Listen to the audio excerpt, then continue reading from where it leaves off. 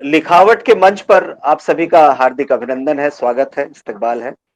मैं भास्कर चौधरी और हमारे आज के साथी जिनकी कविताओं का पाठ होना है, प्रशांत जैन जी। प्रशांत जैन का परिचय, औपचारिक परिचय मैं करा दूं उससे पहले मैं आप सभी का एक बार फिर स्वागत करना चाहता हूं।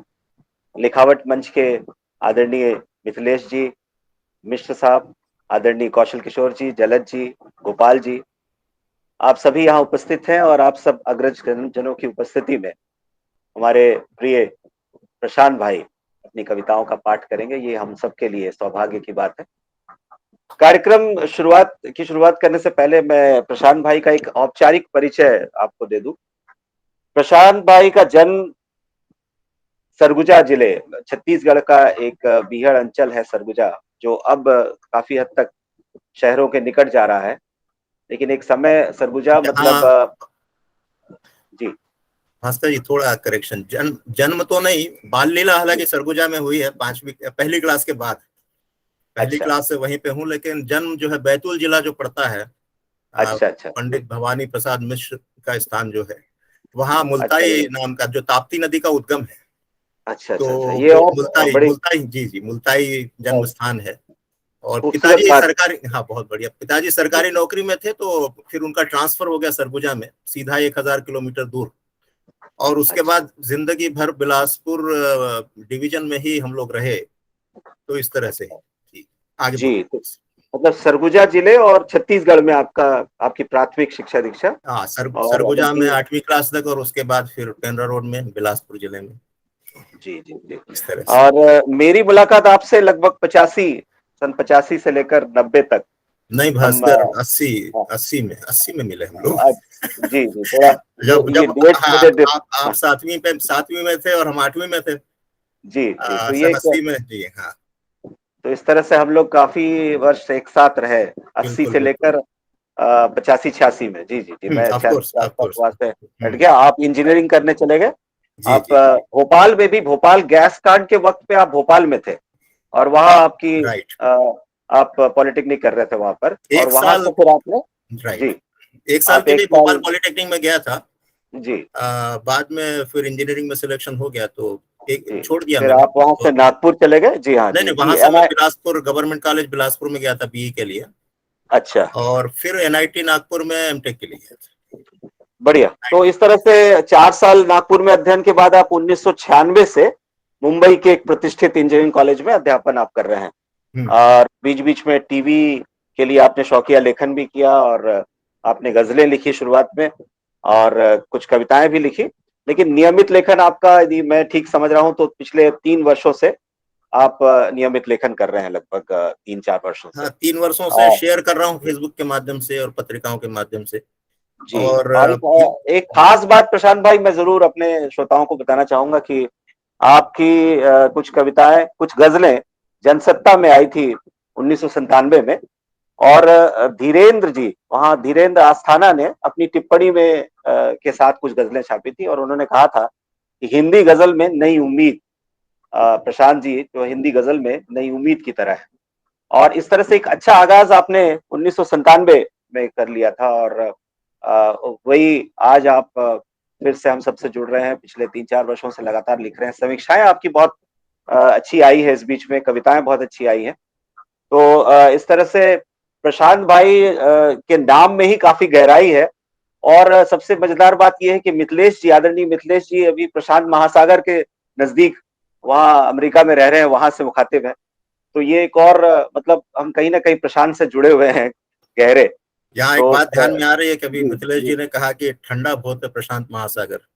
जी तो जी जी हमारा भी मिजाज शायद ठंडा ही है, इसीलिए अस्थाना जी ने जो कहा जी उसके लिए खास काम नहीं किया कि लगातार लिखना छपना, इस तरह से नहीं, ठंडे पड़े रहे बस। जी। लेकिन एक बात ये इस बीच में ये है कि हमारे जो अग्रजगण है, मिथिलेश जी, आदरणीय कौशल जी और गोपाल जी, जलज जी, मिश्र साहब, हम्म। आप सबकी प्रेरणा हमें लगातार मिल रही है। आप सबसे हम सब प्रेरित हो रहे हैं। और जिस तरीके से, जिस सक्रियता से कौशल किशोर जी हर तकरीबन हर जरूरी मुद्दे पर अपना लेख हमारे सामने लाते हैं, हम सब पढ़ते हैं। तो इससे और उनकी सक्रियता खासतौर पे एक्टिविज्म के रूप में जो हम देख रहे हैं एक्टिविस्ट के रूप में, वो हम सबके लिए निश्चित रूप से प्रेरक है और हम सीख रहे हैं। और इन्हीं शब्दों के साथ प्रशांत भाई, मैं आपकी कविताओं की ओर लिए चलता हूं, और आप अपनी कुछ कविताएं तो सुनाए ही आज, साथ में कुछ गजलें भी, क्योंकि मिश्र जी है जो खुद गजलों के हम सबके लिए गजलकार। यस। जी गजलकार, और गजलों के लिए हम सबके बीच जाने जाते हैं। उनकी गजलें लगातार अलग अलग प्लेटफॉर्म में सुनी जा रही है, पढ़ी जा रही है। तो उनके बीच में आपका गजल पढ़ना भी एक मेरा ख्याल है खास मायने रखता है। बाद में हम उनसे गुजारिश करेंगे कि वे भी प्रशांत भाई की गजलों पे खास तौर पे जरूर छोटी टिप्पणी करें, और साथ में कौशल किशोर जी को हम अंत में सुनेंगे। और जलज जी और गोपाल जी से भी अनुरोध है, यदि आप भी प्रशांत भाई की कविताओं पर कुछ कहना चाहें अंत में, तो जरूर आप शामिल हो, शिरकत करें। तो प्रशांत भाई, आप अपनी कविताओं से अपनी अपनी बात शुरू करें जी। धन्यवाद भास्कर, भास्कर जी। और एक बार फिर मैं आभारी हूं कि आप वरिष्ठ मित्र यहाँ पे उपस्थित हैं सुनने के लिए। और पहली कविता जो मैंने कुछ कविताएं भास्कर भाई को भेजी थी। मैंने कहा भाई अपनी कविताओं को जज करना बड़ा मुश्किल होता है, तो आप ही जरा देख लें और कुछ इशारा कर दें कि कौन सी हम प्रेफर करें। तो उन्होंने कुछ सजेशंस दिए, उस हिसाब से मैं पढ़ूंगा, कुछ अपने हिसाब से भी पढ़ूंगा। पहली कविता जो मैं प्रस्तुत कर रहा हूं, यह है शीर्षक है जनतंत्र और नींद। जनतंत्र और नींद। रात आखिर क्यों नहीं उतरती आंखों में ठंडक की तरह। रात आखिर क्यों नहीं उतरती आंखों में ठंडक की तरह। क्यों घुमड़ती है आंखों में रेत की आंधी बनकर, या तन जाती है कनपटी पर बंदूक की तरह। जब मन गाफिल हो जाना चाहता है दुनिया से, तो आंखें भला कौन सा फर्ज निभाती हैं। किसने कहा उनसे कि पहरा दें रात भर जाग कर।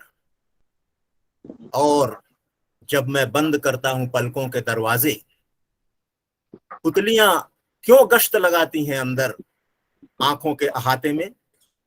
आखिर किसे रोकना चाहती हैं अंदर आने से। सांसें क्यों चलती हैं आंधी की तरह। क्यों निकल जाती हैं नींद के नन्हे झोंकों को। जब गली का बहादुर भी ले रहा होता है झपकी कहीं बैठ, तब कौन टेर लगाता है मेरे कानों में, जागते रहो जागते रहो। रोटी कपड़ा और मकान तो आधा ही मिला हमेशा। रोटी कपड़ा और मकान तो आधा ही मिला हमेशा, और नींद भी आधी ही। पर इत्मीनान था कि जनतंत्र तो है आधा ही सही। रोटी कपड़ा और मकान तो आधा ही मिला हमेशा, और नींद भी आधी ही। पर इत्मीनान था कि जनतंत्र तो है आधा ही सही। सोचा न था कि बचे हुए जनतंत्र के खो जाने का डर। सोचा न था कि बचे हुए जनतंत्र के खो जाने का डर निगल लेगा कभी मेरी बची हुई नींद भी। निगल लेगा कभी मेरी बची हुई नींद भी। प्रशांत भाई, बहुत शानदार आगाज निश्चित रूप से, और बहुत बढ़िया पाठ भी किया आपने, बड़ी मतलब खूबसूरत ढंग से आपने इसको पढ़ा है। और कि सोचा न था कि बचे हुए जनतंत्र के खो जाने का डर निगल लेगा कभी मेरी बची हुई नींद भी। बहुत बढ़िया प्रशांत भाई, आगे सुनते हैं। धन्यवाद धन्यवाद भास्कर भाई। अगली कविता है, कविताओं का ट्रिगर पॉइंट तो निश्चित रूप से अपने आसपास जो घटनाएं होती हैं वो होती हैं। हाथरस की घटना से सब वाकिफ हैं, तो तब जो मेरे मन में जो उद्गार आए, हाथरस इस कविता का शीर्षक है। बचपन से आज तक जब भी पढ़ा सुना हाथरस का नाम, काका हाथरस ही याद आए, और फिर आई होठों पर मंद मुस्कान। इधर कुछ समय से जब भी जिक्र होता है हाथरस का, तैर आती है आंखों में, तैर आती है आंखों में बरबस वह लड़की जिसे समाज ने बदल दिया था लाश में और प्रशासन ने राख में। गरीब माँ बाप को दूर खदेड़ कर, जिसे समाज ने बदल दिया था लाश में और प्रशासन ने राख में, गरीब माँ बाप को दूर खदेड़ कर। मनुष्य का जीवन से विस्थापन मात्र ही नहीं है षड्यंत्र इस नृशंस समय का। मनुष्य का जीवन से विस्थापन मात्र ही नहीं है षड्यंत्र इस नृशंस समय का। अवचेतन की सुखद स्मृतियों का, अवचेतन की सुखद स्मृतियों का भय, घृणा और जुगुप्सा से विस्थापन है कहीं बड़ा षड्यंत्र। बहुत सही। अवचेतन की सुखद स्मृतियों का भय, घृणा और जुगुप्सा से विस्थापन है कहीं बड़ा षड्यंत्र। बिल्कुल बिल्कुल बिल्कुल। इसी क्रम में भास्कर जी, आप कुछ कहेंगे या आगे बढ़ूं? एक और कविता पढ़े। बस मैं एक छोटी सी बात मेरे जहन में आ रही है कि आपका सफर जो है एकदम आदिवासी अंचल, आदिवासी बाहुल्य इलाके से हुआ और वहां से आपने शहर मुंबई, महानगर मुंबई का सफर आप वहां तक आपने तय किया और इस बीच में आप फिरोजाबाद होकर आए। फिरोजाबाद भी आपके जहन में कहीं ना कहीं किसी रूप में है। तो मैं चाहूंगा कि मेरा एक अनुरोध है, कह लीजिए, एक कविता है फिरोजाबाद आपकी, वो जरूर पढ़े। मेरा ख्याल क्रम में भी शायद यही है आपकी। यही एक्चुअली मैं उसी पे आ रहा था। ये जरूर पढ़े। फिरोजाबाद गया तो नहीं हूँ, हालांकि बचपन से जानता हूँ कि कांच का उद्योग और चूड़ियों का खासतौर पे वहां घर घर में होता है। और ये कविता मैंने तब लिखी थी जब फिरोजाबाद में एक रहस्यमय बीमारी फैली थी, जो जिसमें सैकड़ों बच्चे मारे गए थे एक हफ्ते के अंदर ही, सैकड़ों की संख्या में। ये भी एक मजेदार बात या विडंबना है कि ये रहस्यमय बीमारियां शहरों में क्यों नहीं फैलती। गाँव में इस तरह की चीजें कुछ होती हैं और सरकार कहती है कि पता नहीं कौन सी बीमारी है, क्या कौन सा रहस्य है इसमें, और इलाज की सुविधाएं तो खैर बहुत कम है। और तब जो खबर जो चल रही थी कि सरकार की तरफ से कोई उसके बचाव, बीमारी से बचाव के लिए या सुविधाएं पहुंचाने के लिए कोई प्रयत्न हो नहीं रहा था, क्योंकि प्रायोरिटीज अलग हैं, सब जानती हैं। तब बहुत व्यथित होकर ये कविता मैंने लिखी थी। फिरोजाबाद। फिरोजाबाद में धधक रही हैं भट्टियां घर घर में सदियों से। फिरोजाबाद में धधक रही हैं भट्टियां घर घर में सदियों से, और लंबी उम्र पा रहे हैं हिंदुस्तानी पति पत्नियों की रंग बिरंगी चूड़ियों की बदौलत। फिरोजाबाद में धधक रही हैं भट्टियां घर घर में सदियों से, और लंबी उम्र पा रहे हैं हिंदुस्तानी पति पत्नियों की रंग बिरंगी चूड़ियों की बदौलत। हालांकि फेफड़ों में उतरता जहरीला धुआं लेता आ रहा है चूड़ीहारों को अपने आगोश में वक्त से पहले ही। हालांकि फेफड़ों में उतरता जहरीला धुआं लेता आ रहा है चूड़ीहारों को अपने आगोश में वक्त से पहले ही। फिरोजाबाद में तप रहे हैं हजारों नौनिहाल रहस्यमय बुखार से।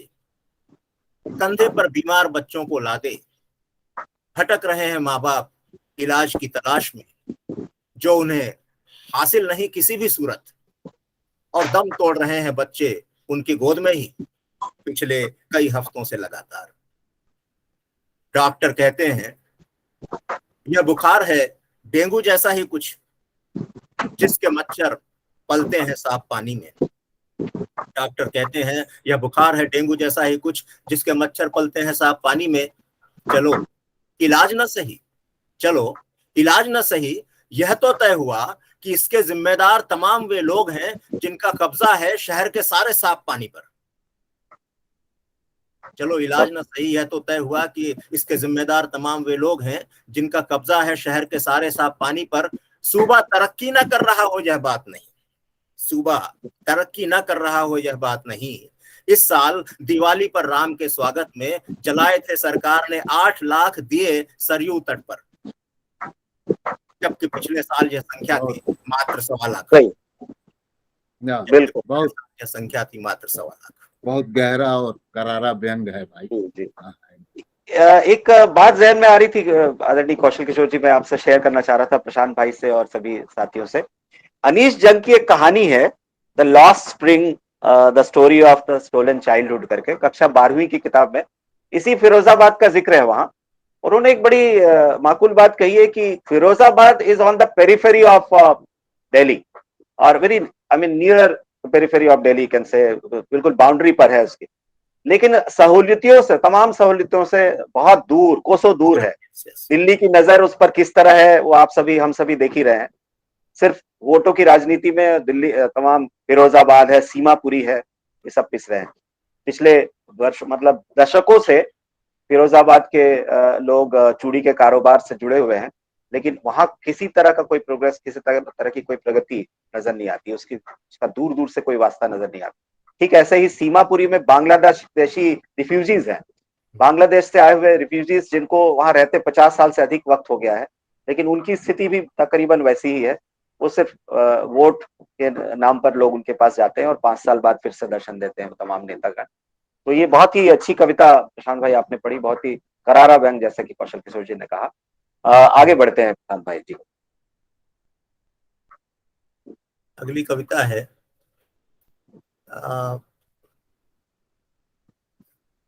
असल में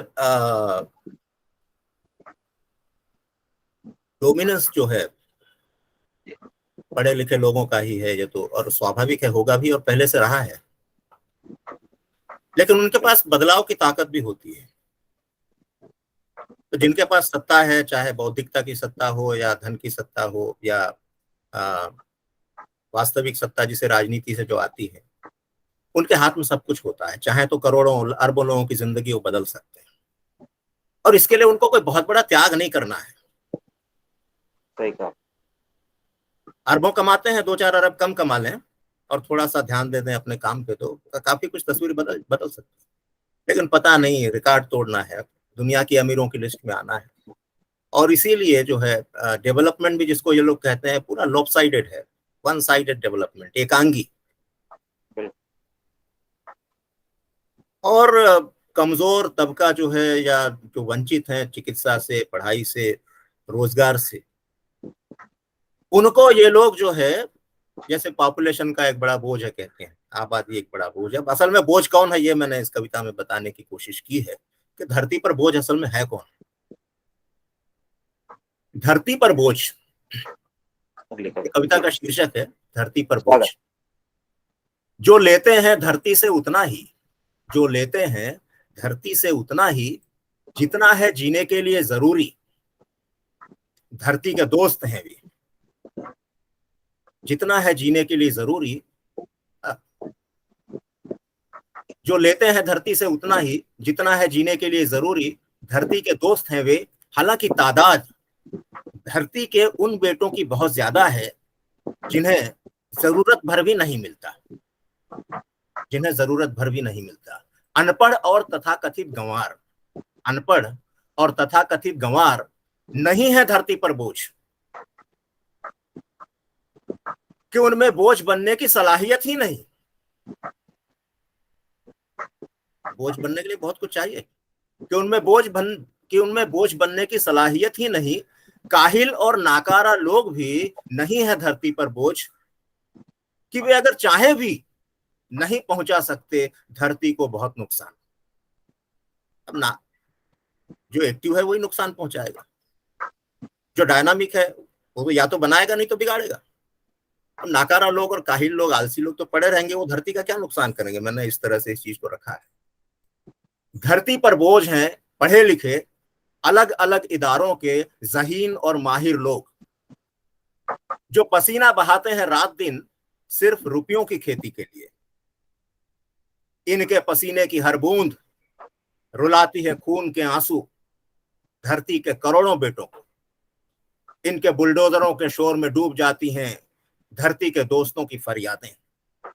यहाँ पर्यावरण की तरफ इशारा कि विकास में पर्यावरण का बिल्कुल ध्यान नहीं दिया जाता है, और कुछ एक्टिविस्ट लोग इस तरह की बातें उठाते भी हैं तो वो सुनी नहीं जाती।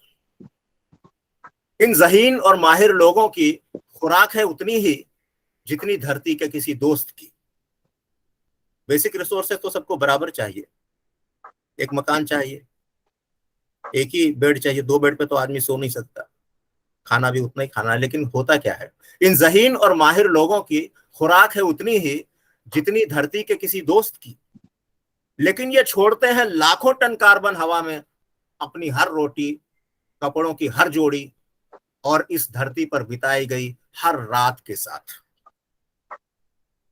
लग्जरियस लाइफ का जो इम्प्लीकेशन, रुपयों की खेती में मुब्तिला ये मेहनत कश, रुपयों की खेती में मुब्तिला ये मेहनत कश घोल रहे हैं मुसलसल हवा में जहर,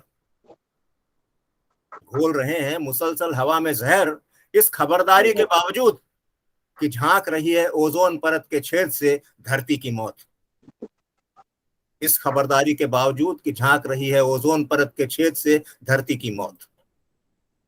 क्या बात, क्या बात है, बहुत बहुत बढ़िया है प्रशांत भाई। शुक्रिया, शुक्रिया भास्कर। इस बीच में अशोक जी और किस्सा गोई से भी कुछ हमारा ख्याल है एक हमारे साथी जुड़े हैं, उन दोनों का स्वागत है। अशोक जी, और अशोक जी लखनऊ से हैं, बहुत अच्छे कवि हैं और हम लोगों के बहुत उतने अच्छे कवि हैं, उतने ही संकोची भी हैं हमारे, है ना। अशोक जी अपना चेहरा दिखा दीजिए अपने मित्रों को। और जी हाँ, और किस्सा गोई से साथी मेरा ख्याल है, मैं नाम से तो परिचित नहीं हूँ, लेकिन नमस्कार सर। नमस्कार सर, मेरा नाम निशिकांत अग्रवाल है। मैं विशाखापट्टनम आंध्र प्रदेश में रहता हूँ और केंद्रीय विद्यालय में प्रिंसिपल के पद पर हूँ। और किस्सा गोई के नाम से एक यूट्यूब चैनल चला रहा हूँ और हिंदी में, और ऐसे भारतीय हीरोज के बारे में बात करता हूँ जिनके बारे में ज्यादातर लोगों को क्या जानकारी नहीं है और जिनके बारे में कोई जानकारी किसी भी टेक्स्ट बुक में शामिल नहीं की गई है। इस अगर समय दें तो मैं 1 मिनट के लेना चाहूंगा सर, इसके बारे में बताना चाहूंगा।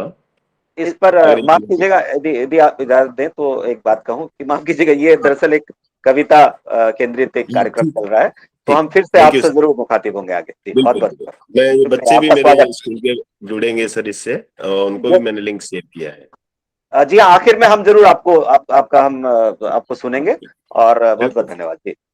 प्रशांत भाई, आपसे फिर से वापस जुड़ते हैं। जी, और कुछ एक ताजा कविता जो तेल और उस पर लेकर आपकी कुछ कविताएं थी, अभी बिल्कुल ताजा आपने लिखी है तेल और पानी पर, क्योंकि समय हमारे पास लिमिटेड है, तो हम उन कविताओं पर चलें और साथ में कुछ गजलें जरूर आप आज पेश करें। नहीं, जरूर जरूर जरूर।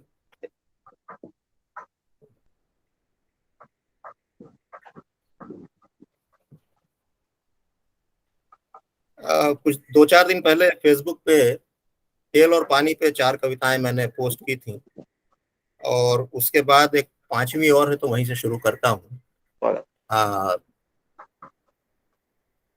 पानी तो पानी है, पानी तो पानी है, सीधा सादा, शीतल, सहज, तरल, पारदर्शी। पानी जब तेल के साथ होता है, अपनी नियत ईमान उसकी पालकी उठाता है। कभी भी उस मिश्रण में पानी नीचे और तेल ऊपर रहता है। पानी जब तेल के साथ होता है, अपने नियत ईमान उसकी पालकी उठाता है। उसकी चिकनी चुपड़ी सुन, उसके चरणों में ही अपनी जगह बनाता है। क्या बात, क्या बात। लेकिन तेल अगर गर्म हो तो वही पानी किसी आत्मघाती हमलावर की तरह एक विस्फोट के साथ तेल के चीथड़े उड़ा देता है, जबकि वह जानता है कि इस क्रम में स्वयं उसे भी अपना अस्तित्व खो देना होगा।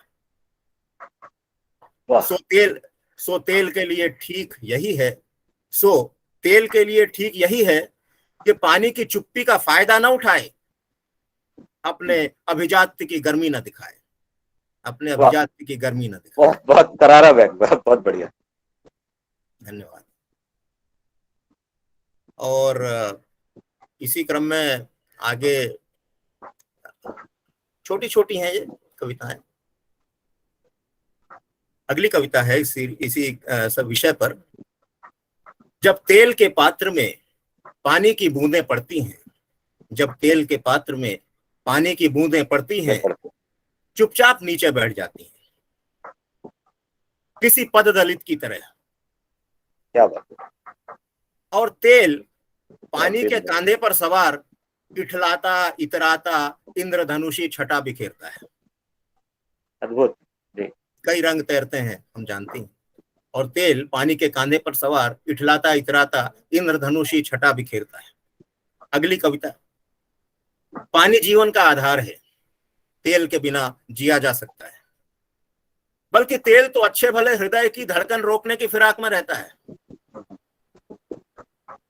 फर्श पर फैला हो तो इंसान की हड्डियां तोड़ने की ताक में रहता है।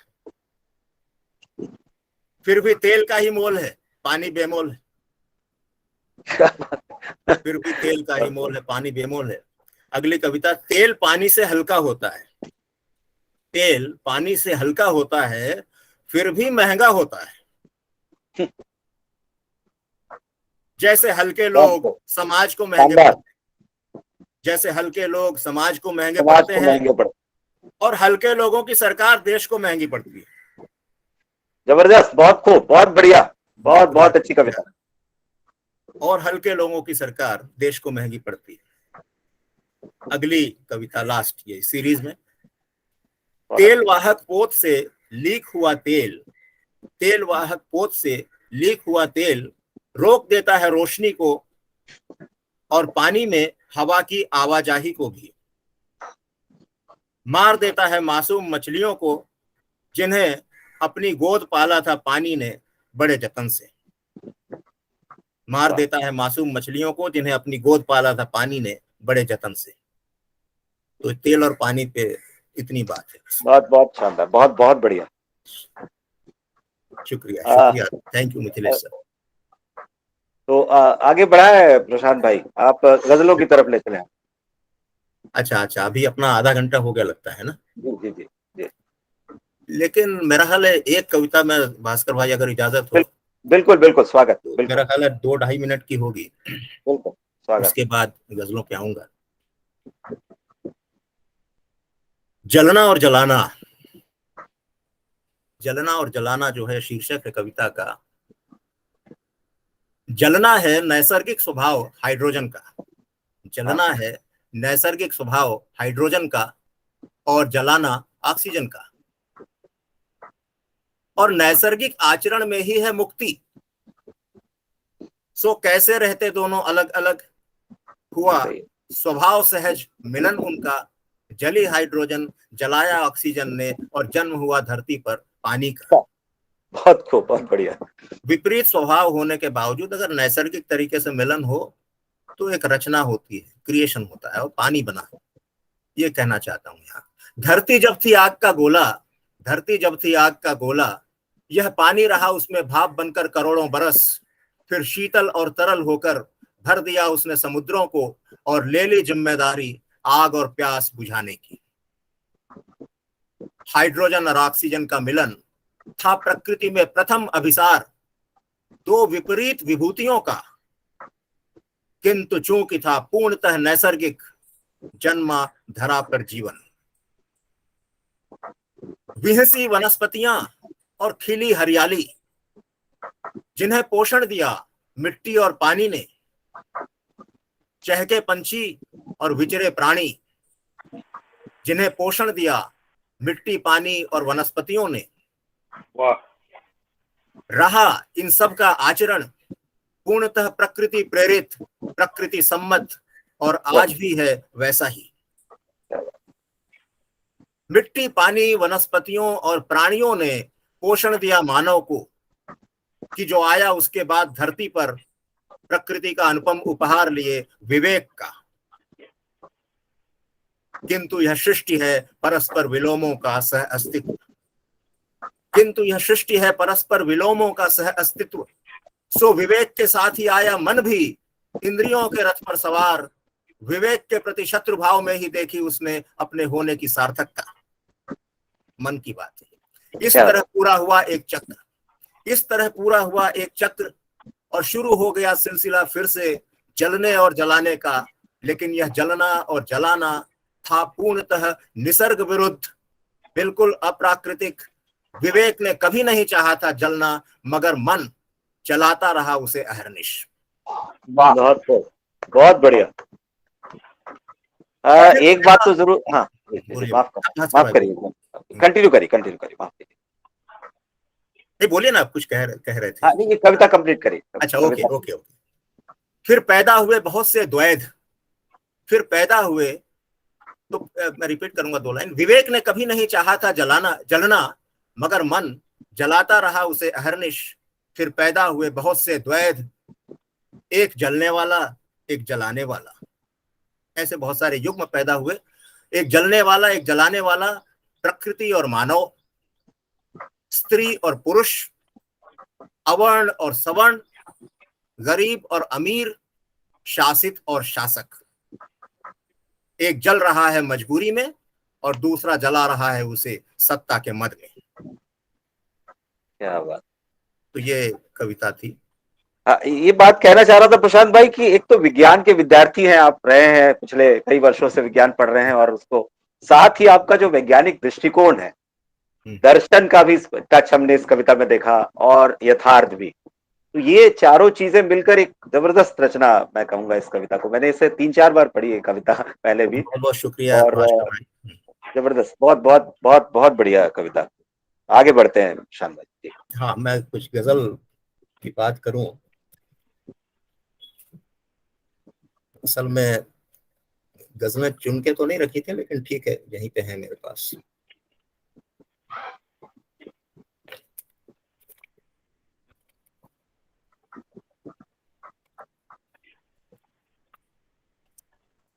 मिश्र जी को मैं ढूंढ रहा हूँ असल में। अच्छा।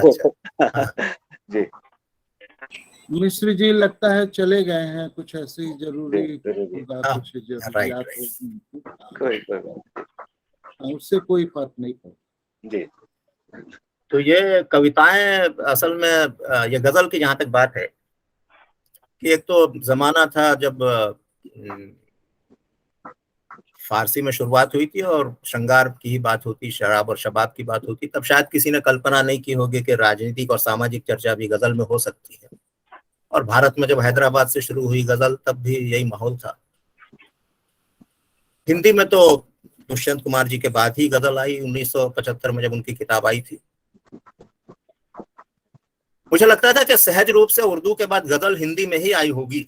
जहां तक भारत की भाषाएं हैं, तो हिंदी उर्दू का जुड़ाव ऐसा रहा है कि मुझे लगता था कि उर्दू के बाद फारसी से उर्दू और उर्दू के बाद हिंदी में ही आई होगी।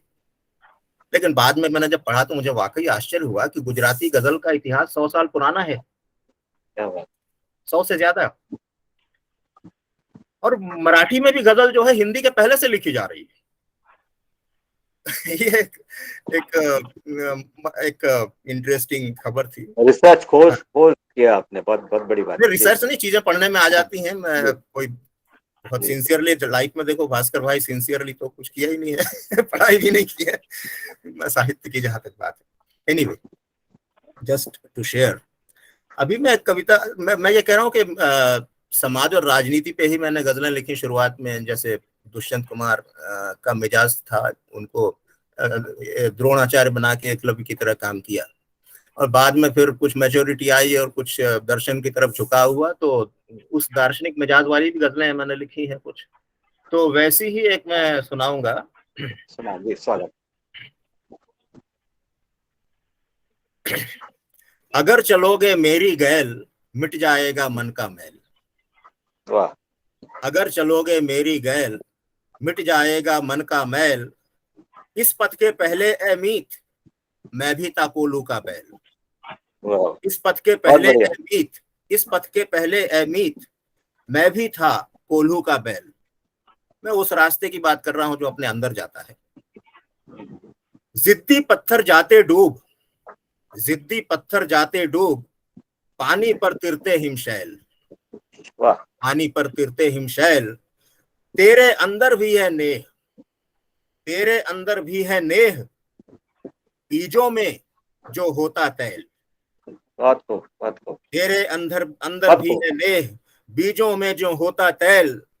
खुद से बाहर आकर देख, खुद से बाहर आकर देख, खुशबू सा जाएगा फैल। बहुत बढ़िया। खुद से बाहर आकर देख, खुशबू सा जाएगा फैल। छू न पाती बारिश धूप, छू न पाती बारिश धूप, हमको काफी छत खपरेल। बहुत सुंदर, बहुत बहुत अच्छी, बहुत बड़ी आवश्यकताएं नहीं है। छू न पाती बारिश धूप, हमको काफी छत खपरेल। थामे खुद ही अपनी रास, यानी जो किसी दिखावे में या दूसरों की नकल में ना रहे, अपने आप में रहे। थामे खुद ही अपनी रास, असली वही छबीला छैल, असली छैल छबीला वही। थामे खुद ही अपनी रास, असली वही छबीला छैल। इसके बाद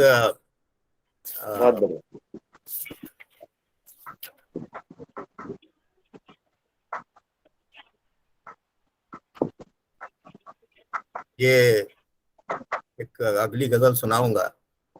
आज का जो माहौल है कुछ इसमें रिफ्लेक्ट होता है। मेरी आवाज सफिशिएंटली लाउड है भास्कर भाई? बिल्कुल बिल्कुल, बहुत साफ। तो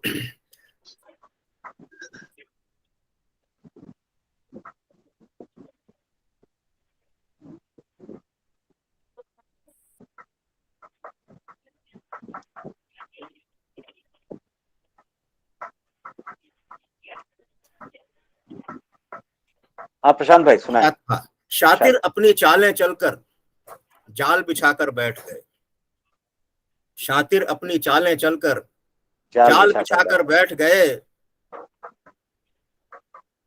इठला कर चलते थे जो अब नजर झुकाकर बैठ गए। इठला कर चलते थे जो अब नजर झुकाकर बैठ गए। एक शहर के बाशिंदे हैं धूप छांव अपनी साझा। एक शहर के बाशिंदे हैं धूप छांव अपनी साझा। फिर क्यों अपना अपना खेमा अलग लगा कर बैठ गए। फिर क्यों अपना अपना खेमा अलग लगा कर बैठ गए। जहर भरी तकरीरों में यूं उनकी दिलचस्पी न थी। जहर भरी तकरीरों में यूं उनकी दिलचस्पी न थी। एक दूजे की देखा देखी सब आकर बैठ गए। क्या बात, एक दूजे की देखा देखी सब आकर बैठ गए। गजब तमाशा था, गजब तमाशा जमघट था, फिर आए कुछ रंगदार वहां। गजब तमाशा जमघट था, फिर आए कुछ रंगदार वहां। पहले से बैठे थे उनको उठा उठा कर बैठ गए। पहले से बैठे थे उनको उठा उठा कर बैठ गए। नमक तेल लकड़ी में अपना योग ध्यान बस इतना है।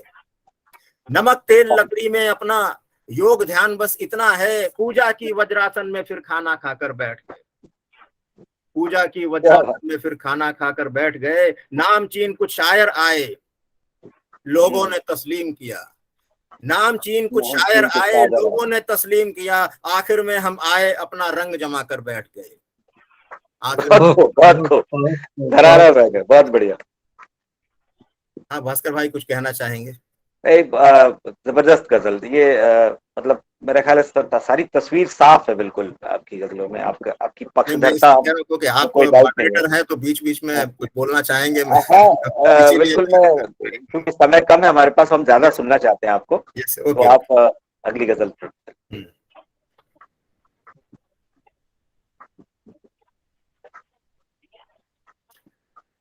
एक्चुअली गजलों में से चुनना बड़ा मुश्किल होता है कि कौन सी सुनाई जाए, तो मैं अभी रैंडमली सुना रहा हूँ क्योंकि ओके। खत्म हुए सब तीर अभी बस इक्का दुक्का बाकी हैं। खत्म हुए सब तीर अभी बस इक्का दुक्का बाकी हैं। लगे निशाने सारे तुक्के अंतिम तुक्का बाकी है। क्या बात। लगे निशाने सारे तुक्के अंतिम तुक्का बाकी है। बढ़ते अपराधों पर डीजी साहब ने ये फरमाया। बढ़ते अपराधों पर डीजी साहब ने ये फरमाया। सारे पकड़ लिए हैं केवल एक उचक्का बाकी। वाह क्या बात। जीवन की पारी हम यूं तो ठीक ठाक हैं खेल रहे। जीवन की पारी हम यूं तो ठीक ठाक हैं खेल रहे। तुक्के चौके बहुत लगाए लेकिन छक्का बाकी है।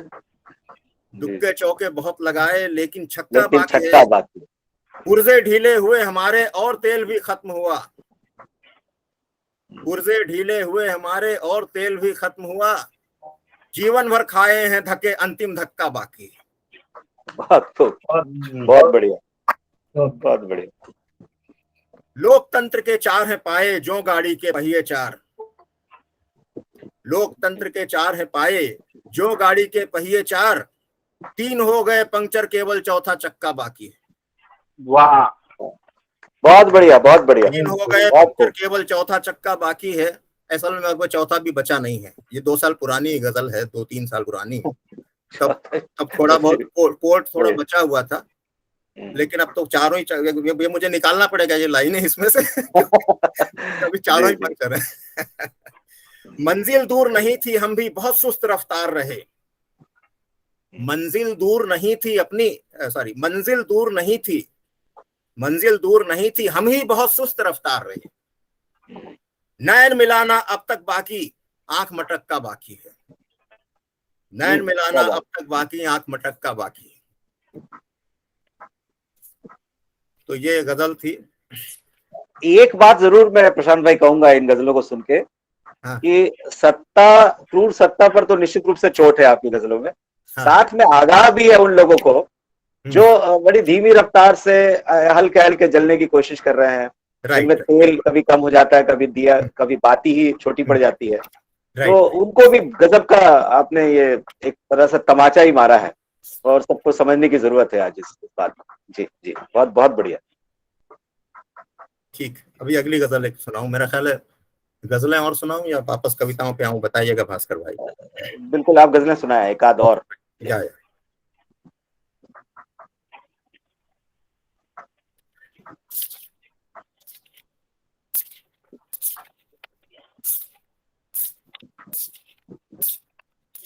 और एक गजल के बाद एक कविता पर हम आपकी आएंगे, एक कविता सुनेंगे आखिर में प्रशांत भाई, फिर हम अपने अग्रजों को सुनेंगे। बिल्कुल बिल्कुल बिल्कुल।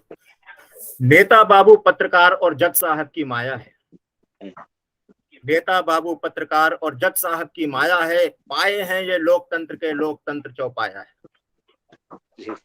पाए हैं ये लोकतंत्र के लोकतंत्र चौपाया है, हर चौपाया पंछी सहमा हर दरख्त है दहशत में, हर चौपाया पंछी सहमा हर दरख्त है दहशत में, शायद जंगल में फिर कोई दो पाया घुस आया है, शायद जंगल में फिर कोई दो पाया घुस आया है, मिट्टी पानी और हवा ने हस्ती की बुनियाद रखी, यानी अस्तित्व जो है इस प्रकृति ने इसकी बुनियाद रखी है जीवन की, मिट्टी पानी और हवा ने हस्ती की बुनियाद रखी, किया जहर आलूदा उनको दो पाया है।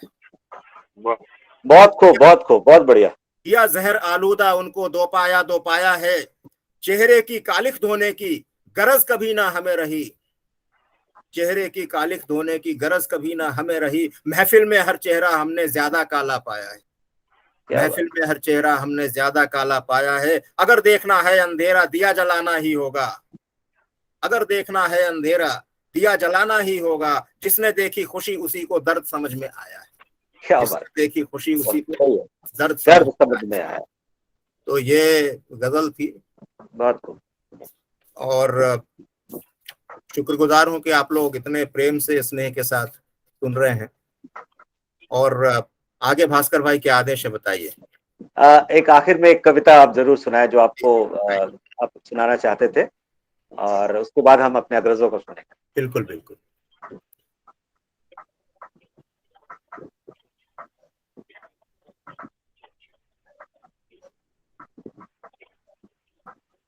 ये छोटी छोटी है, ये दो तीन सुनाई जा सकती है। स्वागत। ईश निंदा इस कविता का शीर्षक है। राजा ईश्वर का रूप होता है, राजा ईश्वर का रूप होता है, पढ़ा था सतयुगी कथाओं में, पढ़ा था सतयुगी कथाओं में, पर मुझ कलयुगी को देश में लोकतंत्र के बावजूद अब तक इसका प्रमाण न मिला था। जब राजा ईश्वर का रूप होता है तो लोकतंत्र में तो फिर और बड़ा ईश्वर होना चाहिए, क्योंकि जनता का ही होता है, लेकिन लोकतंत्र में भी प्रमाण नहीं मिला। आधी उम्र गुजर जाने के बाद अब रोज ही देखता हूं यह बात प्रमाणित होते हुए कि राजा ईश्वर का रूप होता है। आधी उम्र गुजर जाने के बाद अब रोज ही देखता हूं यह बात प्रमाणित होते हुए कि राजा ईश्वर का रूप होता है, कि राजा की निंदा को घोषित किया जा चुका है अक्षम्य अपराध ईश निंदा की तरह ही, कि राजा की निंदा को घोषित किया जा चुका है अक्षम्य अपराध ईश निंदा की तरह ही। बुलडोजर पर एक छोटी सी कविता। स्वागत। बुलडोजर जो एक बहुत ही बहुत बढ़िया कविता सुनाई। शुक्रिया शुक्रिया गोपाल। बुलडोजर ने, शीर्षक बुलडोजर है, बुलडोजर ने बस्ती के अनेक रास्ते समतल किए थे, बुलडोजर ने बस्ती के अनेक रास्ते समतल किए थे, कुछ नई सड़कें भी बनाई थी, मनोकूड़ा हटाया था, और नालों की सफाई की थी। लोगों की आंखों का तारा था बुलडोजर। बस्ती के ट्रक और ट्रैक्टर उससे रश्क करते थे। बहुत खूब, बहुत अच्छी बात। आज जब बुलडोजर बस्ती में प्रवेश करता है, झोपड़े थरथरा उठते हैं, झोपड़ियां कांपने लगती हैं। क्या बात है भाई। जब कभी बुलडोजर चुपचाप अपने रास्ते चला जाता है, सभी आशियाने राहत की सांस लेते हैं। बहुत बहुत सही। ये बुलडोजर पर एक छोटी सी कविता थी। और मेरा ख्याल है वक्त अभी, हाँ, काफी वक्त हो गया भास्कर भाई, अब आप अपनी कमान संभालें। जी प्रशांत भाई बहुत शुक्रिया, क्योंकि मेरा ख्याल है हम इस तरह से अगले आधे एक घंटे भी सुन सकते थे, लेकिन ऑनलाइन की कुछ लिमिटेशंस हैं अपने जगह पर, ऑनलाइन प्रोग्राम के इतना समय काफी होता है जी। लेकिन निश्चित रूप से हम सबको बहुत आनंद आया, बहुत सारी चीजें, बहुत सारी कविताएं और साथ में गजलें, और उनका एक सुर हमें साफ समझ में आया कि आपकी पक्षधरता से हमने परिचय हमें पहले भी मिलता रहा है, और ये बात आप पुख्ता अंदाज में साबित हुई कि आप कहाँ खड़े हैं, किधर, मतलब आपकी आवाज किस ओर है। और मैं प्रतिक्रिया के लिए सीधे आमंत्रित करता हूँ आदरणीय गोपाल जी को, और जलज जी और अशोक जी, हम तीनों साथियों को सुनेंगे, हमारे अग्रजों को सुनेंगे, और फिर मैं आदरणीय कौशल किशोर जी से। मुझे बड़ा धर्म संकट में डाल दिया भास्कर जी आपने। प्रशांत जैन की कविताएं तो इनको मुझे लगता है कि बहुत व्यापक मंच मिलना चाहिए, और कविताएं गजल दोनों इनकी सुनी तो मैंने देखा कविताओं का तो क्षेत्रफल बहुत बड़ा है, लेकिन इनकी गजलों का आयतन भी कमजोर नहीं है, गजलों का आयतन भी बहुत विस्तृत है। जी जी, सही बात, बिल्कुल। तो इसलिए मुझे लग रहा है कि इनकी कविताओं को, गजलों को बड़ा व्यापक मंच मिलना चाहिए।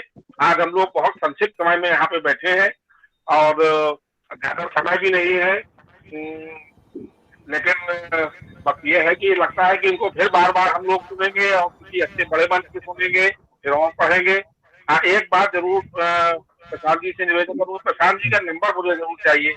मेरी एक नातिन है, IIT टॉप करके गई है, बॉम्बे में IIT पढ़ रही है, 3rd ईयर है उसका। अच्छा। तो उसको हम आपका नंबर देंगे और कहेंगे कि आपसे संपर्क करती रहेगी, तो आप अपना नंबर मुझे दीजिएगा। तो नंबर अभी किस तरह से दिया जाएगा? मैसेज बॉक्स में आप डाल सकते हैं प्रशांत भाई। हाँ, यस, देखता हूँ। यस, चैट बॉक्स में, चैट बॉक्स में। जी जी। गोपाल जी, मैं प्रशांत जी का आपको नंबर दे दूंगा, व्हाट्सएप कर दूंगा, फिर आप दोनों आदमी भी अपने संपर्क में रहेंगे। बहुत बहुत धन्यवाद, और मिथिलेश जी का तो धन्यवाद यहाँ तक है कि इतनी दूर अमेरिका में बैठ के भी अलग जगाए हुए हैं भाई आपको। तो प्रेमचंद जी के उपलक्ष्य में हम लोग प्रेमचंद जी को भी स्मरण करते हैं और अपनी विनम्र श्रद्धांजलि करते हैं। धन्यवाद। बहुत शुक्रिया अशोक जी, और इसी क्रम में आदरणीय जलज जी से अनुरोध करूंगा कि वे भी संक्षिप्त टिप्पणी जरूर यहाँ पेश करें। जलज जी,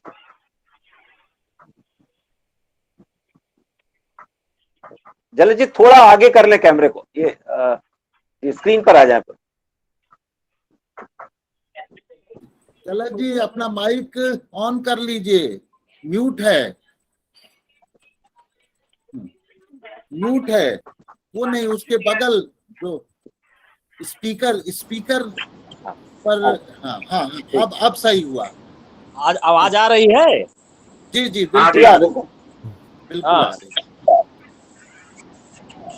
आपका वीडियो गायब हो गया है, लेकिन वीडियो गया, जाने दीजिए, वीडियो से उनकी आवाज तो हम लोग सुने। आवाज सही है ना? तो दरअसल दोनों दबा रखा है उन्होंने, दोनों दबा रखा है। हाँ, वीडियो वाला दोनों भी दबा रखा है। भाई जरा वीडियो वाला दबा दीजिए उसे। भाई जरा है चकोर वाला, वीडियो वाला, उसको दबा दीजिए, ऑन कर लीजिए। दाहिनी तरफ का दूसरा, लेफ्ट हैंड की तरफ। हाँ ठीक। आ गई। आ गई। हाँ, अरे मैं अधिक समय नहीं दूंगा। प्रशांत जी ने 1 दर्जन से अधिक जो गजल और कविताएं प्रस्तुत की हैं, निश्चित रूप से प्रत्येक कविता को और गजल को मैंने बहुत ध्यान से सुना है। वो 36 गढ़ी है। निश्चित रूप से एक गढ़ी वाला आदमी बहुत मजबूत होता है, और जो 36 गढ़ी हो वो कितना मजबूत हो सकता है। मैं इसलिए ये बात कहना चाहता हूँ कि उनकी कविताएं सभी मजबूत हैं, मुझे कमजोर ऐसे नहीं लगी। क्योंकि कविता की अर्थवत्ता ये होती है कि कविता बड़ी हो या छोटी हो, वो अर्थ कितना देती है, मजबूती क्या देती है, और उसका उद्देश्य कहाँ तक सार्थक निकलता है, इसी पर कविता टिकी होती है। वो प्रशांत जी ये कह जरूर रहे थे कि मेरी बहुत छोटी छोटी कविताएं हैं, लेकिन मेरे अर्थ में वो बहुत मोटी और बड़ी अर्थ को लेकर वो कविताएं पैदा हुई हैं। इसके लिए मैं उनको बधाई देता हूँ। उन्होंने जनतंत्र और नीति, फिरोजाबाद, बचपन से आग तक, आप ये बताइए पूरा देश हाथरस की घटना पर निश्चित रूप से आहत हुआ था, और उस चीज को कविता, छोटी कविता के माध्यम से पूरी बात समेट लेना और संवेदनशीलता पैदा करना, उसको पैदा कर देना, पूरी तरह से सोचने के लिए मजबूर कर देना, ये कविता की बहुत बड़ी सार्थकता है। फिरोजाबाद में चूड़ियों का व्यापार होता है, और उस व्यापार में जो चूड़ीहारे होते हैं किस तरह से कैसा करते हैं, क्या करते हैं, उनको क्या, उसके बाद भी वो पूरी अपनी व्यवस्था को, अपने पारिवारिक स्थितियों को, अपने को ठीक कर पाने में सक्षम नहीं हो पाते हैं। और धरती को देखिए कि कितनी बढ़िया बात उन्होंने कही कि जबकि ज्यादातर अभी तक भास्कर जी ये लोग सुनने को मिला है कि जो कुछ नहीं करता है, बिल्कुल काहिल है, जाहिल है, कुछ भी नहीं करता, उसको धरती का बोझ लोग कहते रहे। पहला नया अर्थ लेकर के प्रशांत जी आए हैं कि उन्होंने ये कहा कि नहीं नहीं, ये गंवार और अनपढ़ ये धरती के लिए बोझ नहीं होते। धरती के लिए बोझ होते हैं जो बहुत मोटे होते हैं, जिनके पेट बहुत बड़े होते हैं, जो सारी दुनिया को अपने भीतर अंदर कर लेने की क्षमता के लिए लालायित रहते हैं। उन लोगों के लिए इस कविता में कहा गया कि ये बोझ होते हैं। और मैं इस बात का हृदय से समर्थन करता हूँ कि कविता में ईमानदारी से यही कहा जाना चाहिए। वो बेचारे जो कुछ कर नहीं सकते, अपने पेट के लिए रोटी नहीं अर्जित कर सकते, कोई क्षमता जिनमें नहीं है, पढ़े लिखे भी नहीं है, किसी तरह का ज्ञान का की भी उनमें कोई क्षमता नहीं है, आखिर वो करेंगे क्या? धरती के लिए बोझ क्या बनेंगे जो अपने लिए बोझ बने हुए हैं? धरती के लिए बोझ नहीं है। धरती के लिए बोझ वो है जो हम सबको लोगों के लिए बोझ बने हुए, धरती के लिए नहीं, वो धरती के लिए बोझ है। ये कविता उनकी बहुत ही मारक कविता है। तेल पानी, भास्कर जी, छोटी टिप्पणी करनी थी लेकिन मजबूरी हो जाती है मेरे साथ कि जो चीज सार्थक उसको कहा जाना चाहिए, तभी गोष्ठी की सार्थकता है। और हम आदरणीय इनके मिथिलेश जी का मैं व्यक्तिगत रूप से बहुत आभारी हूँ, कौशल जी का, कि इतने महत्वपूर्ण कविताओं के बीच में मुझको ले आते हैं, मुझको सुनने का अवसर प्रदान करते हैं। और आप भी मुझे भास्कर जी बहुत प्रिय हैं, आप मॉडरेटर हैं। ये चाहे मिथिलेश जी की सूझ हो और चाहे कौशल जी की, मैं कहता हूँ वो हीरा लाकर सामने ले आते हैं। आप कविता में भी हीरा हैं, आदमियत में भी हीरा हैं, मॉडरेशन में भी हीरा हैं, बढ़िया है। तो ये आप बताइए, तेल और पानी, इतनी बढ़िया बात उन्होंने अभिजातता और दीन की और इनकी बात कह दी कि पानी सचमुच में ईमानदारी से पानी से हल्का होता है तेल, लेकिन चाहे जलाने में हो, चाहे जलने में हो, चाहे ये हमेशा ऊपर रहता है और पानी उसको ढोता है, तब भी पानी को राहत देने के लिए कभी नहीं ये होता तेल, बल्कि तेल ही पानी को किसी मर्दन करता है, उसका शोषण करता है, उसको गंदगी प्रदान करता है। ये कितनी बढ़िया बात उन्होंने कही। तेल पर उन्होंने 3-4 कविताएं पढ़ी, सबका विश्लेषण करना समय का अभाव है, नहीं मैं अलग अलग को बताता, मुझे याद बहुत रहता है भास्कर जी। ये जलना और जलाना, गजल में कितनी बढ़िया लोकतंत्र की बात चार पाए हैं और एक ही बचा है। और मैं तो समझता हूँ बात सही कही उन्होंने, बड़ा संकेत किया है, लेकिन एक भी अभी पूरी तरह से बचा नहीं है, बल्कि और बचे हुए हैं जो उस पावे के साधे हुए हैं, और उनको भी जल्दी आपकी गजल तोड़ दे, तभी बात बनती है। बुलडोजर को लेकर के इतनी छोटी कविता के माध्यम से जो बुलडोजर के साथ सार्थक दर्द पीड़ा उन्होंने व्यक्त की है कि पहले ये बुलडोजर जब आता था तो प्रसन्नता हुआ करती थी कि कहीं सफाई हो जाएगी, निरर्थक गंदगी जो है दूर हो जाएगी, जो जरूरी नहीं है वो गिरा दिया जाएगा। लेकिन आज उनका ये कहना कि झोपड़ियां कांपने लगती हैं बुलडोजर को देख करके, ये कविता में यही सबसे बड़ी सार्थकता है। मैं अधिक समय न लेता हुआ भास्कर जी का, आदरणीय मिथिलेश जी का, जो हमको इस तरह की सुंदर और जरूरी कविताओं से रूबरू कराते हैं, कौशल जी का जो बराबर मेरा ख्याल रखते हैं, आप सब लोगों का, प्रशांत जी को पुनरअपि बधाई देता हूं बहुत बढ़िया कविताएं प्रस्तुत करने के लिए। देखिए, कविता का चिंतन अनंत होता है। कविता सारी संभावना, चाहे जितना अच्छा हम कह लें या लिख लें, लेकिन फिर भी उनमें संभावनाएं अनंत होती हैं। निरंतर उसमें संशोधन की, संस्करण की संभावनाएं होती हैं। इसलिए मैं उस टिप्पणी पर नहीं जाऊंगा कि क्या क्या कमजोर है, क्या ऐसा है। मैं ईमानदारी से बता रहा हूं, प्रशांत जी ने जो भी काफी माने एक दर्जन से भी अधिक कविताएं प्रस्तुत की, लेकिन कहीं भी एक मिनट एक पल भी उबाऊ नहीं लगा। बहुत सार्थकता के साथ समय के अंतर्गत समापन हुआ। मैं इस महत्वपूर्ण कार्यक्रम को, आयोजन को और इनके संचालन का जो बहुत बढ़िया भास्कर जी ने किया, कौशल जी भाई को और मिथिलेश जी का तो बार बार इसलिए मैं हृदय से आभार करता हूं कि अमेरिका में रह करके भी वो कितनी चिंता करते हैं कविता की लिखावट की। ये बड़ी कविता से भी अधिक चिंता है इस आयोजन की भी, इसलिए उनका मैं शुक्रगुजार हूं। और ये कार्यक्रम बहुत ही सार्थक, बहुत सारगर्भित, सारवान, अर्थवान और बड़ी बड़ी सार्थकता के साथ प्रस्तुत किया गया। मैं प्रशांत जी को बार बार बधाई देता हूं। बहुत बहुत धन्यवाद। धन्यवाद जलद जी, हार्दिक आभार। शुक्रिया जलद जी।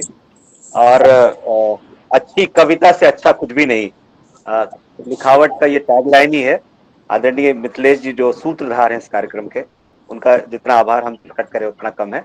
और मैं अब अशोक जी से अनुरोध करता हूं संक्षिप्त टिप्पणी के लिए। जरूर आप आ गए अशोक जी। आवाज अनम्यूट कर लें सर।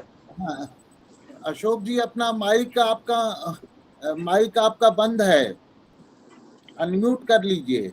हाँ, अब ठीक है। हाँ जी जी नमस्कार। मैं बड़ी मेहनत से अपने को जोड़ पाया हूँ, इसलिए थोड़ा सा, लेकिन अब ये सिलसिला जारी रहना चाहिए, जोड़ने और जुड़ने का, है ना, क्योंकि ये दौर ही है, जोड़ने और जुड़ने का दौर है। हाँ, तकनीक में थोड़ा सा पिछड़े हुए होने की वजह से तो अरे हम सब लोग पिछड़े हुए थे, लेकिन अब प्रशांत जी को मैं बहुत बहुत साधुवाद देना चाहता हूँ कि उनकी कविताएं बड़ी मजबूत और बड़ी शक्तिशाली हैं। आपको फेसबुक पर भी मैं देखा रहा हूँ और बहुत अच्छा लगा इस कार्यक्रम में।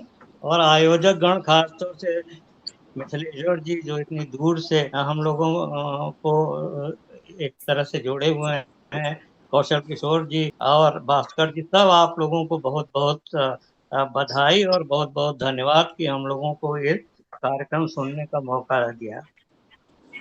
शुक्रिया सर, आपका आशीष हम पर बना रहे।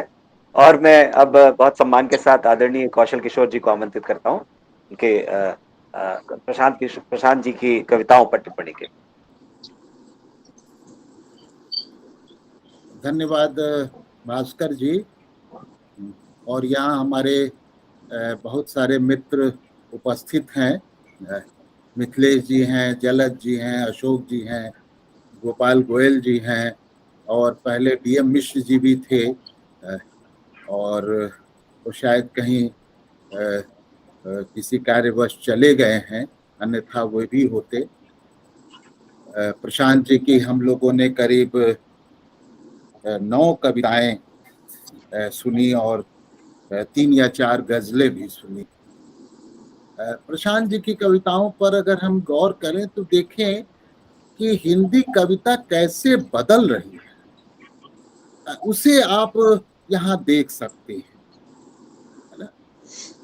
एक दौर था 70 का दौर, जब गीता को, छंद को, गजल और गीत को हिंदी से बाहर कर दिया गया था, आधुनिक कविता से, समकालीन कविता से बाहर कर दिया गया था।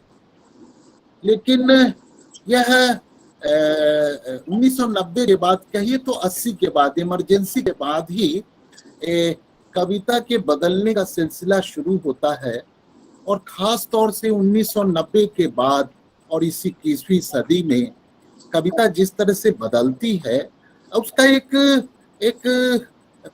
प्रतिबिंबन, मतलब उसका एक आईना, एक उसकी झलक हम आपकी कविताओं में देख सकते हैं। देखिए, कविता बहुत कुछ कहती है और उसमें बहुत कुछ अर्थ छिपे रहते हैं। मतलब जो बहुत सारी ऐसी चीजें भी कविता में होती है जो अनकही रह जाती है।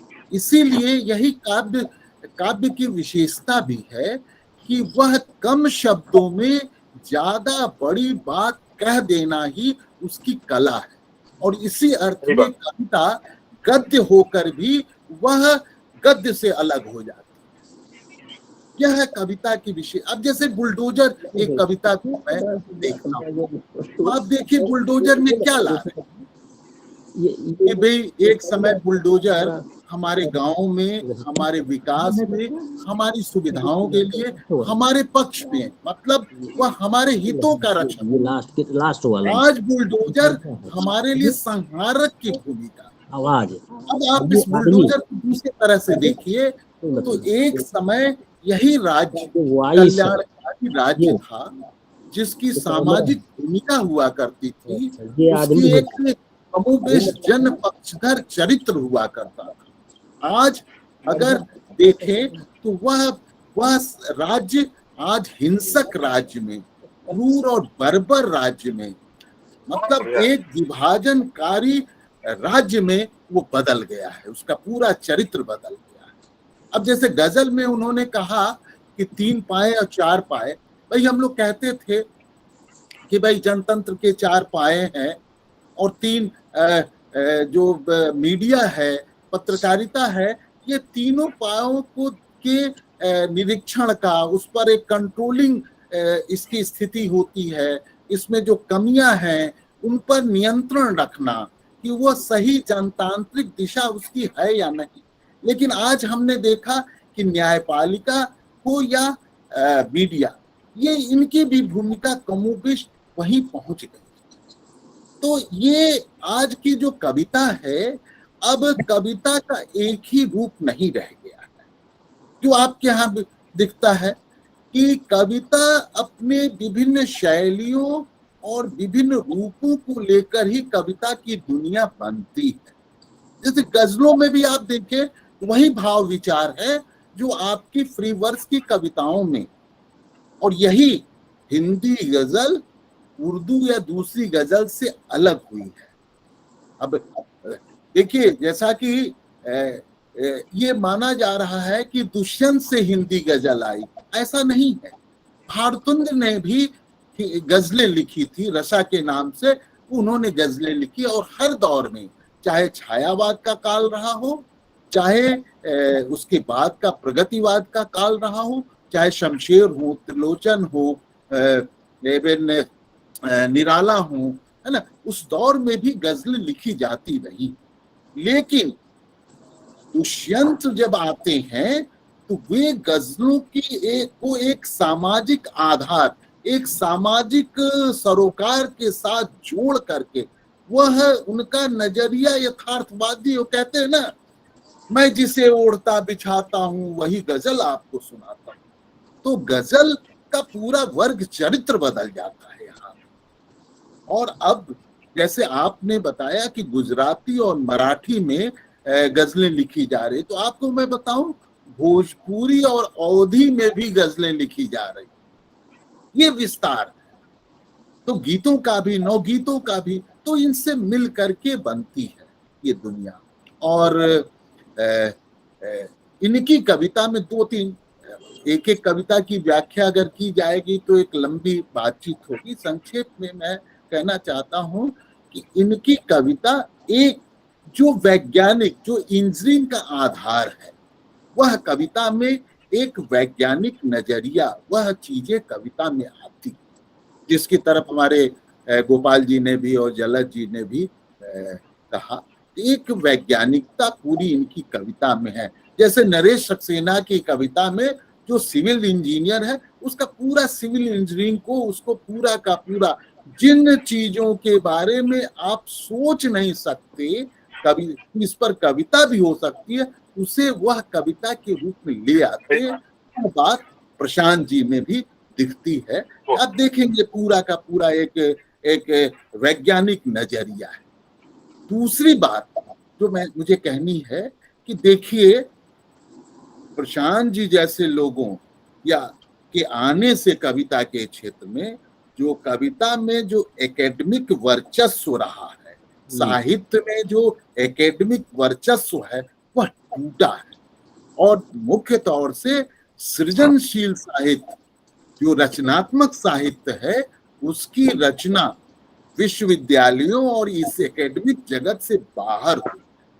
चाहे आप धूमिल को ले लें, निराला को ले लें, मुक्तिबोध को ले लें, या प्रशांत जी को ले लें, या नरेश सक्सेना को ले लें, या तमाम ऐसे लोगों को ले लें जिन्होंने तो इस तरह से एकेडमिक दुनिया से बाहर वह ज्यादा जीवन जगत के करीब कविता गई। तीसरी बात, जो 21वीं सदी का जो काल है, वो कहाँ, उस काल में जो चीजें आई हैं, नए तरह से, जो राज्य का चरित्र बदला है, जनतंत्र का चरित्र बदला है ना, नए सवाल आए हैं, पर्यावरण का सवाल आया है, जो पूंजीवाद में विकास का जो पूरा महिमा मंडन जो खड़ा किया है, जो विकास नहीं विनाश है ना, उस विनाश, ये सारे सवाल कविता में आते हैं, आपकी कविता में। तो अंत में मैं यही कहूंगा कि आपकी कविता की गजल में एक जगह आता है कि अंधेरे में दिया जलाने की बात। तो आज का जो समय है वो काफी अंधेरे का समय है, और आपकी कविताएं उस अंधेरे में कहीं ना कहीं एक रोशनी का काम करती है। और आज प्रेमचंद जयंती है, जब हम लोग लिखावट की ओर से यह कार्यक्रम कर रहे हैं, और समझ ही सकते हैं कि प्रेमचंद का पूरा जीवन, जो प्रेमचंद की जो पूरी विकास यात्रा है, गांधीवाद से लेकर गांधीवाद से बाहर निकलने, क्योंकि अगर आप देखें कि प्रेमचंद का जब निधन होता है, उस समय वो अपने सर्वोच्च रूप में होते हैं, एक नए मोड़ का, एक नए प्रेमचंद के रूप में 1936 में आते हैं, जब वो गोदान लिखते हैं, अधूरा उपन्यास मंगलसूत्र जो अधूरा रह जाता है, महाजनी सभ्यता जैसा लेख लिखते हैं, और कहते हैं, साहित्यकारों के लिए कहते हैं कि भाई साहित्य तो वो हो जो गति लाए, आपको संघर्ष के लिए तैयार करे, वह आपको सुलाए नहीं, क्योंकि अब और अधिक सोना मृत्यु का लक्षण है। तो मुझे समझते हैं कि आज का हमारा यह दौर भी यही है कि हम सब लोगों के लिए अपने स्वयं के जगने का, और अपने समाज को, अपने इर्द गिर्द को, अपने मित्रों को, सबको जगाए रखने का दौर है। तो मैं प्रशांत जी को दिल से, हृदय से आभार प्रकट करता हूँ, और मेरी दिली इच्छा थी एक बार हम लोग लिखावट के मंच पर आपको सुने। और मिथिलेश जी का तो कुछ कहना ही नहीं, उनकी सक्रियता, वो चाहे जहां भी रहेंगे, प्रशांत सागर के तट पर भी रहेंगे, तब भी वो हम लोगों को जगाने का काम करते हैं। तो मैं मिथिलेश जी और सभी साथियों को धन्यवाद देता हूं अपनी ओर से भी, और लिखावट की ओर से भी, और मिथिलेश जी को भी हम लोग आखिर में सुनना चाहेंगे, है ना। धन्यवाद। बहुत बहुत शुक्रिया सर। आपके उद्बोधनों से हम हमेशा ही समृद्ध होते रहे, और आज भी आपने बहुत गहराई से प्रशांत भाई की कविताओं का विश्लेषण किया, और समय कम होने के बावजूद आपने कम चंद शब्दों में उसे बहुत अच्छी तरीके से समेटा। बहुत बहुत धन्यवाद सर। और जैसा कि आपको कौशल किशोर जी ने बताया, उनका कल ही रात एक आलेख आया है प्रेमचंद, मुंशी प्रेमचंद पर, उसे भी हम सबको पढ़ना चाहिए। मैंने खुद पढ़ा भी रात को ही, और प्रशांत भाई भी, मेरा ख्याल है आप भी जिक्र कर रहे थे, आपने भी पढ़ा है। मैंने उनका उद्बोधन भी सुना है, जो रिकॉर्डिंग उन्होंने पोस्ट की थी जी, और भाषण जो भी है। और उन्होंने एक बात का जिक्र किया, सोजे वतन, ये सब हमने पहले भी पढ़ा हुआ है, लेकिन आज कल फिर पढ़ने में मुझे इस बात का फिर से दोबारा मैंने इसको स्मरण किया। सोजे वतन को उस दौरान जब्त कर लिया गया था अंग्रेज सरकार द्वारा, और आज भी लिखना उतना ही कठिन। जैसे आप देख रहे हैं अभी हाल ही में रुपेश कुमार सिंह को उनके पत्रकार, उन्होंने जिस तरीके से लिखा, एक रिपोर्टिंग की उस पर को, जी हाँ, उन्हें गिरफ्तार कर लिया गया। इसी तरह से एक लंबी फेहरिस्त है उन तमाम साथियों की जिन्हें किसी न किसी बहाने सरकार गिरफ्त में रखती है। तब भी हम सबको पुरजोर तरीके से, पुरअसर तरीके से, जिस तरह हमारे प्रशांत भाई लिख रहे हैं, अपनी कोशिश जारी रखनी है, अपनी लड़ाई हमें जारी रखनी है। यही मुंशी प्रेमचंद की कहानियों में हम सीख सकते हैं, उनसे सीख सकते हैं, उनके लेखों में हम सीख सकते हैं। महाजनी सभ्यता जिसका जिक्र कर रहे थे कौशल किशोर जी, उस पर उनका जो आर्टिकल है, उनका लेख है, उसे दोबारा और तिबारा बार बार पढ़ा जाना चाहिए। और इसी के साथ मैं आदरणीय मिथिलेश जी को आमंत्रित करना चाहूंगा, हमारे लिखावट मंच के सूत्रधार, और जिनकी सक्रियता से हम सभी वाकिफ हैं, और जिनकी वजह से हम सभी यहाँ बार बार जुड़ पाते हैं। आदरणीय मिथिलेश जी, स्वागत।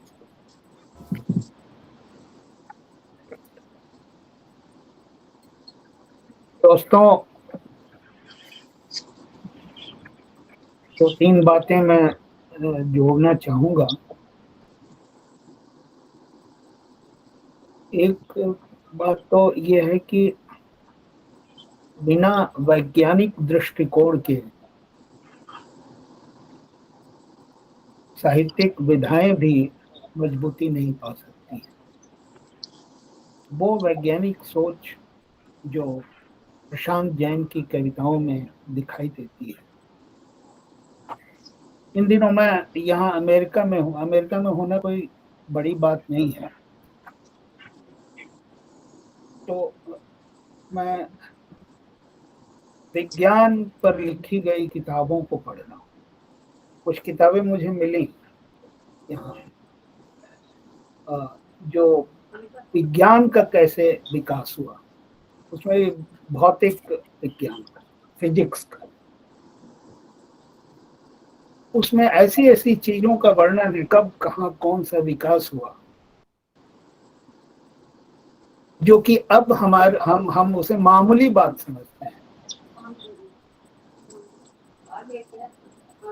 जैसे हम लोग पढ़ते आ रहे हैं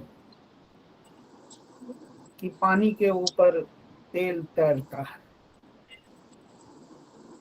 अब इस वैज्ञानिक खोज, ये एक बहुत बड़ी खोज रही होगी जब इसे खोजा गया होगा, और वैज्ञानिकों ने इसे साबित किया होगा कि तेल पानी के ऊपर ही है।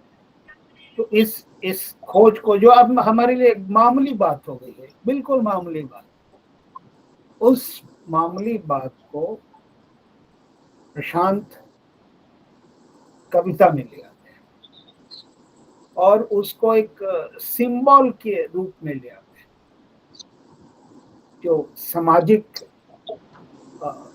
जो परिदृश्य है उससे वो ले जाके जोड़ते हैं। ये बात बहुत बड़ी बात है। अच्छी लगी, इनकी कविताएं अच्छी लगी, और सबसे अच्छी लगी कि आज के कविता पाठ को प्रशांत जैन ने बहुत ही गंभीरता से लिया। ऐसा बहुत कम लोग करते हैं। उनकी गंभीरता इस बात में भी झलकती है इन्होंने पहले ही कविताओं का चुनाव कर लिया, मुझे ये कविताएं इस मंच से पढ़नी है। तो ये उनमें जो सुव्यवस्था आ रही है, जैसा कि हम लोगों ने सुना कि 3 साल से लिख रहे हैं, प्रशांत ने उस पर कहा भी कि 3 साल से छप रहे हैं। कविता तो निरंतर बनती रहती है, लिखी जाती रही है। लोगों की नजर में आना, हम लोग समझते हैं कि उसी दिन से वो कविता लिखना शुरू, ऐसा नहीं होता है। कविता तो चलती रहती है। हाँ, आपके उसका पब्लिक होना, सार्वजनिक होना, वो एक बात है। तो कविता तो चलती रही और फिर धीरे धीरे, तो इस बार ये सुव्यवस्था शांत जैन में मुझे दिखाई दी और मुझे बहुत अच्छा लगा। एक कविता पाठ में एक कवि ने मुझसे कहा था, मैंने पूछा कि आपको कविता पाठ कैसा लगा इस लिखावट से।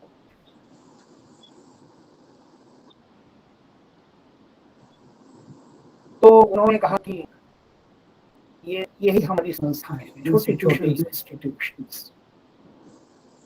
ये बात उस दिन मुझे बहुत अच्छी लगी थी। जैन की सुव्यवस्था में ये परिलक्षित हुआ। यही हमारे इंस्टीट्यूशंस हैं, यही इंस्टीट्यूशंस हमें बनाते हैं, मनुष्यता की ओर ले जाते हैं। भास्कर चौधरी ने बहुत कमाल का संचालन किया और बहुत अच्छा कुशल संचालक है भाई। कविता को बातचीत के माध्यम से तो संवाद धर्मी बनाती है। बहुत शुक्रिया सर आप दोनों का, बहुत अच्छा लगा।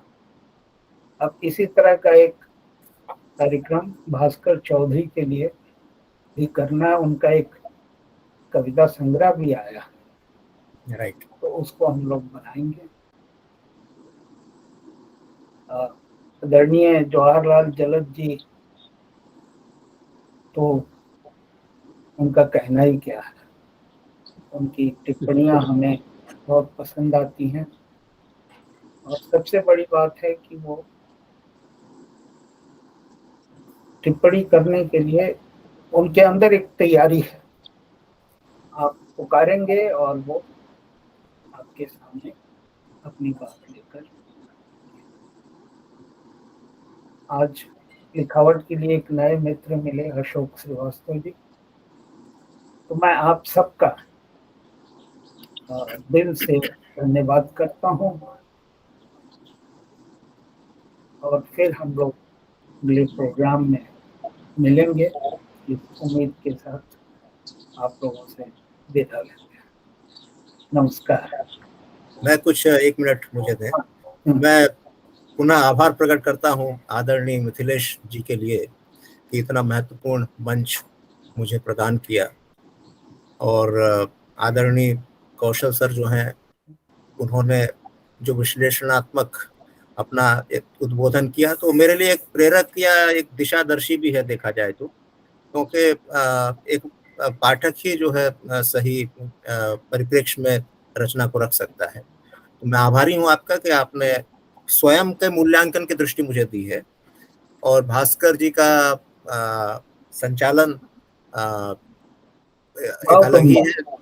बहुत इस तरह के प्रोग्राम बहुत होते हैं, लेकिन इतना डायनामिक और इतना लाइवली कम देखने में आता है। शुक्रिया भाई, शुक्रिया जी। जलद जी का भी बहुत आभार। उन्होंने, जलद जी, उनका ब्लेसिंग से आशीर्वाद मुझे मिला, काफी अच्छा उन्होंने विश्लेषण रखा।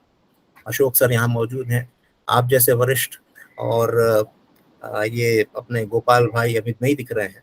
आप सबका मैं आभारी हूँ कि आप यहाँ मौजूद रहे और मेरी हौसला अफजाई की। शुक्रिया आप सब। नमस्कार। नमस्कार सर। अच्छा, ये एक रिकॉर्डिंग आप रिकॉर्डिंग से हटा दीजिए तो फिर बात एक मिनट आप सब लोगों का लेंगे। ठीक है।